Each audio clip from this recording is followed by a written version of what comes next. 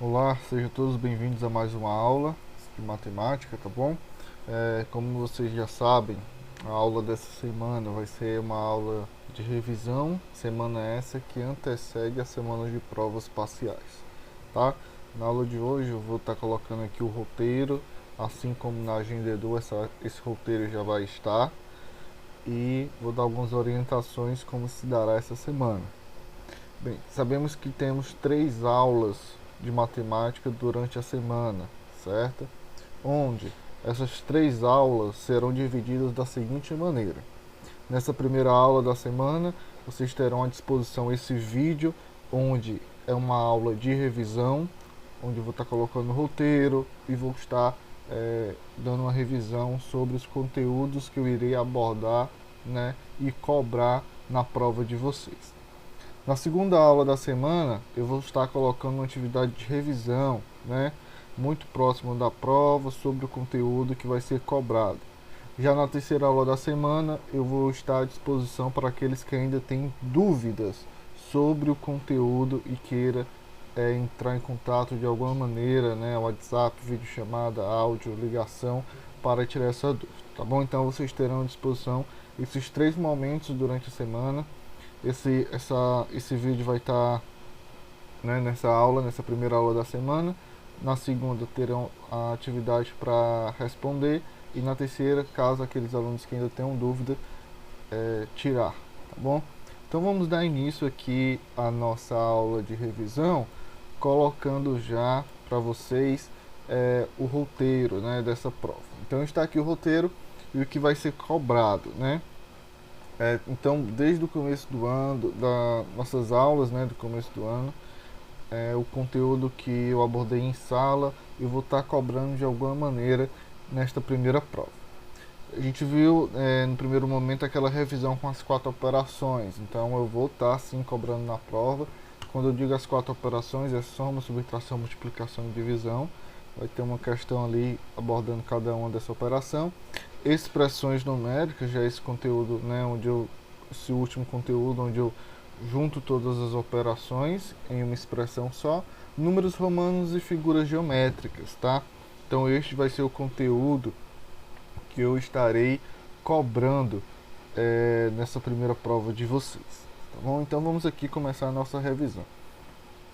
As 4 operações, como eu sempre friso, pessoal, é algo extremamente necessário na disciplina de matemática, até mesmo para você entender o próprio conteúdo do sexto ano. Vou estar colocando aqui alguns exemplos de soma, subtração, multiplicação e divisão de como posso estar cobrando na prova. Mas repito, as 4 operações é algo que você já tem que ter em mente, né? Já chegar aqui no sexto ano dominando essas 4 operações. Então, soma, aqui eu tenho 2 números, no caso 28 mais 93, e eu vejo que muitos alunos ainda têm um pouco, às vezes, com pressa, dificuldade em resolver esse tipo de questão. Então vamos lá, a gente sempre começa aqui pela direita, né, nas unidades. Então 8 mais 3 eu vou encontrar o valor de 11. De que forma eu coloco? Coloco 1 aqui no resultado e subo 1 para as dezenas. E aí eu vou somar. Aqui eu coloquei 1, certo? E o 1 que subiu. 2 mais 9, 11 com 1, 12. Resultado dessa soma, 121. Então é esse tipo de soma que você vai encontrar na sua prova. Nada mais do que isso, nada mais difícil do que isso, até porque não tem o que dificultar, né? Na parte de subtração, cuidado também quando for subtrair. Aqui eu tenho 3.950 menos 700. Comece pelas unidades, dezenas, centenas e depois unidades de milhar. Nas unidades eu tenho aqui 0 menos 00, 5 menos 05, 9 menos 7, 2, o 3 eu não tenho ninguém para subtrair, eu baixo. Quando o número de cima for maior do que o de baixo, sempre prestar atenção na hora de pedir emprestado para a casa anterior, para que vocês não errem por coisas simples, né? Não errem uma questão dessa de forma a erros simples e perder a questão. Então cuidado, tenham calma na hora de resolver a prova de vocês. Trouxe aqui exemplos também de multiplicação e divisão. Multiplicação com 2 algarismos, né? multiplica primeiro o 2, multiplica o 18, e depois eu venho o 1 multiplica o 18, né? De forma que na hora de somar aqui também deslocar uma casa. Então vamos aqui, ó. 2 vezes 8, 16. Coloco o 6, sobe 1. 2 vezes 1, 2, com 1, 3. Pronto, encontrei o 36. Agora o 1 vai multiplicar o 18. 1 vezes 8, 8. Nunca coloque aqui embaixo do primeiro algarismo. Sempre desloque uma casa. Então o 8 vem aqui para debaixo do 3. Professor, por que o senhor colocou 0 aí? Só para que vocês identifiquem, para não colocar, quando for multiplicar o segundo algarismo, embaixo desse primeiro resultado aqui. Sempre desloca uma casa, tá? E 1 vezes 1, 1, e agora somo tudo. Aqui o 6 não tem com que somar, abaixo o 6. 3 mais 8, encontra o valor de 11. Boto 1, sobe 1, e 1 mais 1, 2. Encontra o valor de 216. Com calma, vocês conseguem resolver qualquer questão que colocar de multiplicação. Já na divisão, agora 64 dividido para 4. O 6 é maior do que 4, então eu consigo dividir. 6 dividido para 4, o único número que eu posso colocar aqui é o 1, porque se eu colocar o 2 vai passar de 6. 1 vezes 4, eu coloco o 4 aqui e subtraio. 6 menos 4, 2. Agora abaixo o 4, fica 24.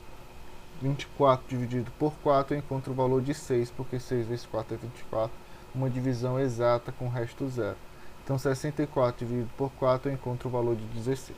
Certo? Então esse tipo, quando eu coloco no roteiro as 4 operações, vocês vão encontrar esse tipo de questão. E expressões numéricas, né? Esse conteúdo mais, esse último conteúdo que a gente viu, vocês vão encontrar expressões de soma e subtração, onde vocês vão ter que ter o cuidado de respeitar a ordem de resolução, onde eu tenho parênteses, né, colchetes e chaves, sempre respeitando a ordem de resolução, senão você vai encontrar um resultado equivocado, errado, diferente do que eu vou estar colocando como certo. Então aqui eu tenho 10 menos, abre aqui, 7 mais, entre parênteses, 2 menos 1. Quem que se resolve primeiro? Quem está dentro do parênteses. Então eu repito tudo que está aqui antes do parênteses, ó. Abre chaves, 10 menos, abre colchetes, repete 7 mais. Agora eu vou resolver aqui dentro do parênteses. 2 menos 1, 1. Ótimo. Agora eu vou resolver quem está dentro aqui do colchete. 7 mais 1. 7 mais 1, 8. E por último vou resolver o que está dentro das chaves. 10 menos 8, 2. Se respeitar a ordem de resolução, não tem como dar errado. Aí eu coloquei aqui um exemplo abaixo onde não tem nem colchete, chaves, parênteses. Qual a ordem que você vai responder? Da esquerda para a direita, a ordem que aparecer. Então aqui vem, eu tenho 50 menos 10 menos 14 mais 20. Resolvo aqui na ordem. 50 menos 10, 40. Abaixo aqui, coloco 40 e repete o restante. 40 menos 14, 26. Coloco 26 e repete o restante. 26 mais 20, 46. Então nessa semana que passou, eu passei uma atividade com expressões até um pouco grandes para vocês realmente treinar. Não é que eu vá colocar a expressão mais difícil na prova de forma alguma, mas se você consegue fazer a expressão mais difícil, quando aparecer esse tipo de questão aqui, você não vai ter nenhuma dificuldade para resolver as questões, certo? Então, até agora revisamos as 4 operações, né? E expressões numéricas, onde eu vou cobrar só soma e subtração, mas que você tem que saber a ordem de resolução. Vamos seguindo. Números romanos. Os números romanos, eu vou colocar lá o número e pedir para você escrever em formato de números romanos. A gente viu esse conteúdo em sala, em aulas já gravadas, onde eu tenho os números bases e a partir deles eu consigo escrever qualquer outro número.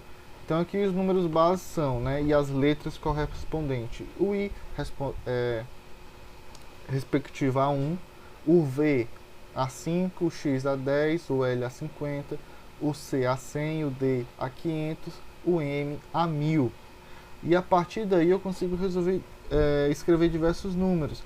Lembrando de que regra? A regra mais importante dos números romanos. Se eu utilizo um símbolo menor à esquerda do de maior valor, eu estou subtraindo. Se eu utilizo o símbolo de menor valor à direita, eu estou somando. Professor, o que o senhor quer dizer com isso? Aqui primeiro eu tenho 1, 2 e 3. Vejo que o 1 é apenas um símbolo, o i. O 2, 2 i. E o 3, 3 is, né? Pronto. Agora vamos para o 4. Veja que para escrever o 4, eu vou utilizar o símbolo do 5 e o símbolo do 1 à esquerda. Onde o símbolo de 1 à esquerda eu vou estar subtraindo 5 menos 1. Com isso eu consigo representar o 4. 5 menos 1 é 4. O 5 é a própria letra V. O 6, eu vou pegar o símbolo do 5, o V, e vou utilizar o símbolo do 1, que é o I. Só que eu vou colocar à direita do V. Porque quando eu coloco à direita, eu estou somando 5 mais 1 enquanto o valor de 6. E assim sucessivamente. O 7 é o 5 e o 2 à direita. O 8, o 5 e o 3 à direita. Somando 5 mais 3 enquanto o valor de 8.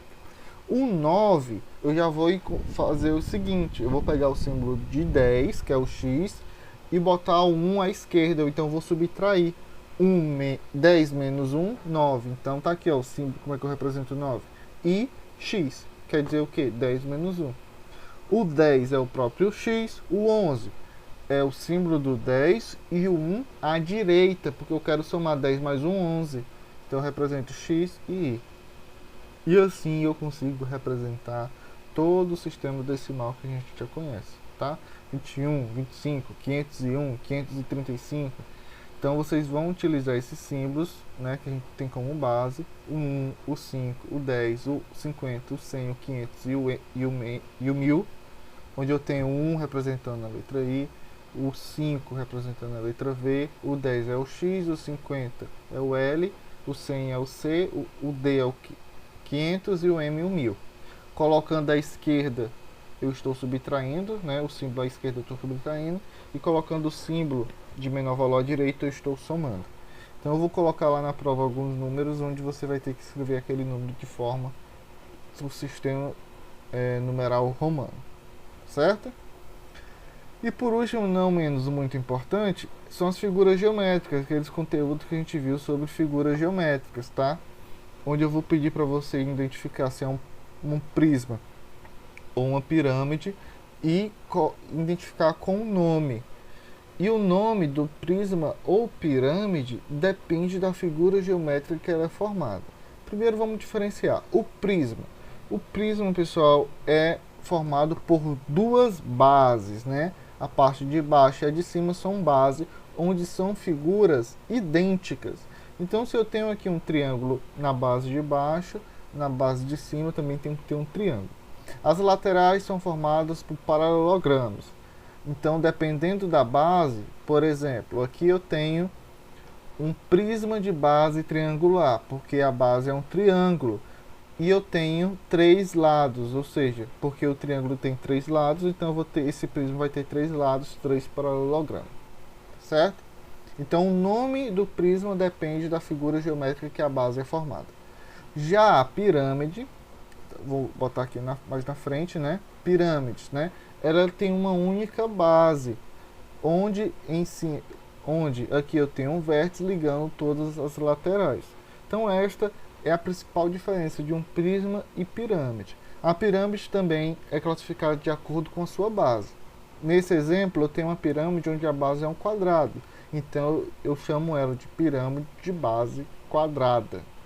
E eu posso utilizar qualquer figura geométrica para classificá-la. Então, prismas, 2 bases, e a pirâmide eu só tenho uma base. Aqui nesse exemplo eu tenho prisma de base triangular, prisma de base quadrada, e esse último aqui, ó, prisma de base hexagonal, porque a base é um hexágono, tá? Já aqui na pirâmide, pirâmide de base triangular, pirâmide de base quadrada, pirâmide de base hexagonal, tá bom? Então não confunda prisma com pirâmide. E para finalizar, a face, aresta e vértice. Aqui eu tenho um cubo, onde nessa figura você consegue diferenciar bem, né, o que é cada uma delas. Faces. Faces são os lados da figura. Nesse caso aqui de um cubo, eu tenho 6 faces. Se você for contar aqui todas as faces, todos os lados, você vai encontrar o valor de 6. É só lembrar de um dado, certo? Então, faces são os lados. Arestas são essas linhas que formam a figura, que formam um lado, que formam em si todo a figura geométrica. Então, a essas linhas eu dou o nome de arestas. Já o vértice são esses pontos que ligam as arestas e formam a face. Então, raciocínio dessa forma. O vértice são esses pontos. Vejam que a cada ponto eu tenho arestas saindo delas. Então, ela é responsável por juntar essas arestas, formar a face e, consequentemente, formar a figura geométrica. Tá certo? Então, pessoal, com esse conteúdo aqui, eu finalizo, né, a revisão de vocês do 6º ano. Viram que praticamente tudo que eu dei desde o começo das aulas, nada mais. Não vou cobrar de maneira mais difícil ou mais fácil, basicamente o que realmente eu já cobrei, as atividades também o mesmo nível, tá certo? Então, para a aula de hoje é apenas esse vídeo de revisão, assistam, para que na próxima aula, quando eu enviar uma atividade, para que vocês tenham noção de como será mais próximo a prova, vocês possam resolver, e na aula seguinte vocês possam tirar dúvida para aqueles que tenham dúvidas, tá bom? Então ficamos por aqui, espero que tenham entendido, que tenha ficado claro como é que vai ser a nossa prova e os conteúdos. Quero fazer da maneira mais clara possível esta revisão para a prova parcial. Ficamos por aqui, até a próxima.